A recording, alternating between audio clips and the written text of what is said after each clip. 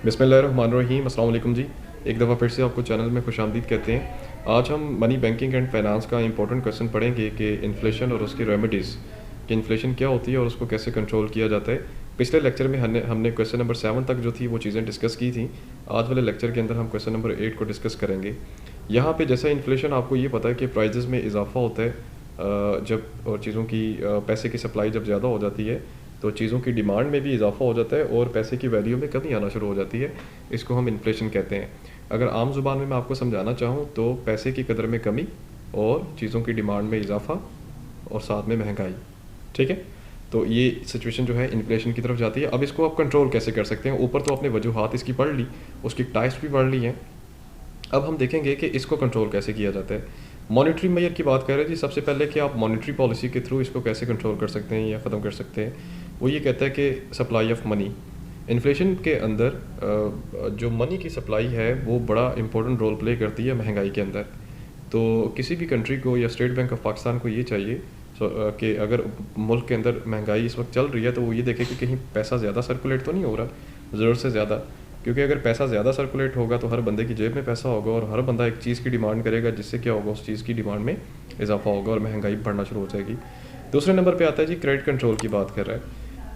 Inflation को control करने का एक तरीक़ेकार ये भी होता है कि बैंक्स जो कि ज़्यादा मकदार में क्रेडिट देते हैं लोगों को, स्टेट बैंक को या सेंट्रल बैंक को ये चाहिए कि उनके ऊपर रिस्ट्रिक्शंस लगा दें कि स्पेसिफिक अमाउंट तक या स्पेसिफिक लिमिट तक एक बैंक या एक इदारा किसी दूसरे पर्सन को लोन दे सकता है, अदरवाइज़ वो लोन नहीं देगा। तीसरे नंबर पे गवर्नमेंट को ये चाहिए कि लोगों के अंदर ये इंटरेस्ट डेवलप करें कि वो पैसे ज़्यादा से ज़्यादा बचाएं। जो फजूल खर्च है उस पे पैसे मत फजूल खर्ची मत करें और पैसे जो है उस सर्कल के अंदर लगाएं जिस सर्कल से उनको फ़ायदा होता है।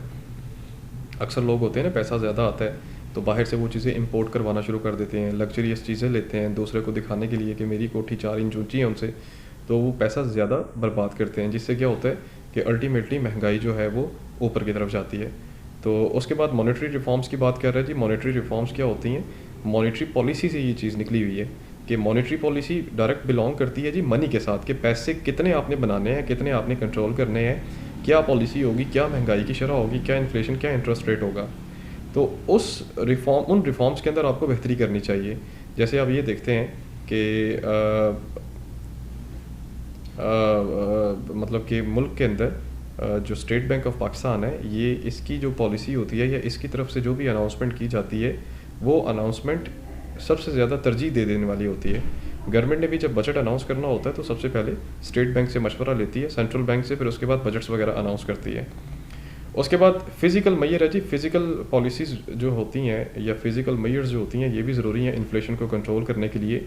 फ़िज़िकल पॉलिसी इसलिए बनाई जाती हैं ताकि आपकी जो एक साल के बाद जो प्रोडक्शंस हैं, जो आउटपुट्स हैं, उनको देखा जाए।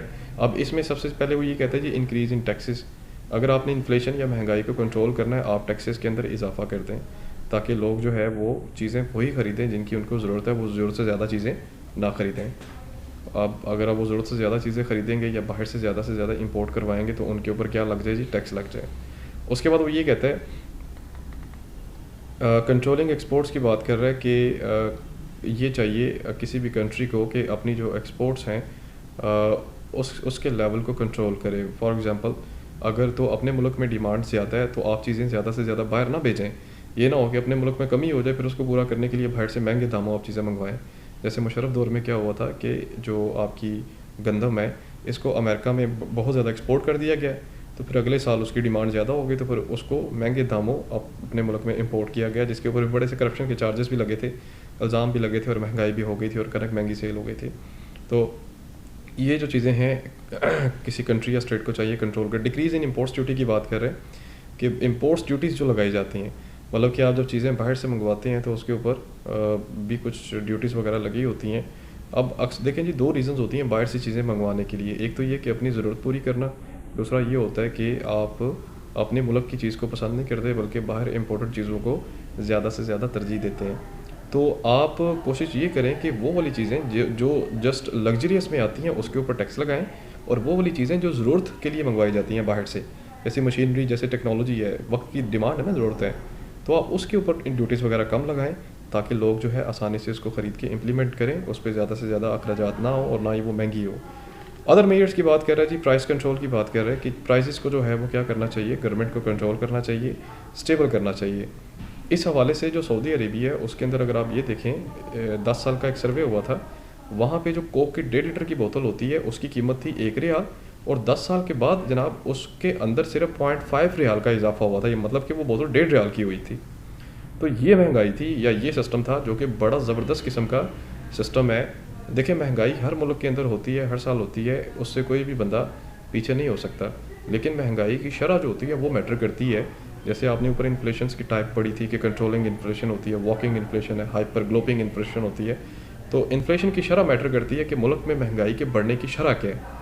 तो अगर तो वो एक नॉर्मल हद तक है तो फिर ठीक है, एक्सेप्टेबल होता है। लेकिन अगर वो हद से ज़्यादा है तो फिर वो एक्सेप्टेबल नहीं होता, बल्कि कंट्री बदहाली की तरफ जा रहा होता है। तो ये बेसिकली क्वेश्चन नंबर 8 के अंदर हमने ये देखा कि इन्फ्लेशन को हम कैसे कंट्रोल कर सकते हैं और कैसे किन किन मेथड्स के थ्रू उसके ऊपर हम काबू पा सकते हैं। कोई बात पूछने वाली हो तो कमेंट सेक्शन में पूछें जी। जाते जाते वीडियो को लाइक करें, अपना ख्याल रखें, अल्लाह हाफिज़।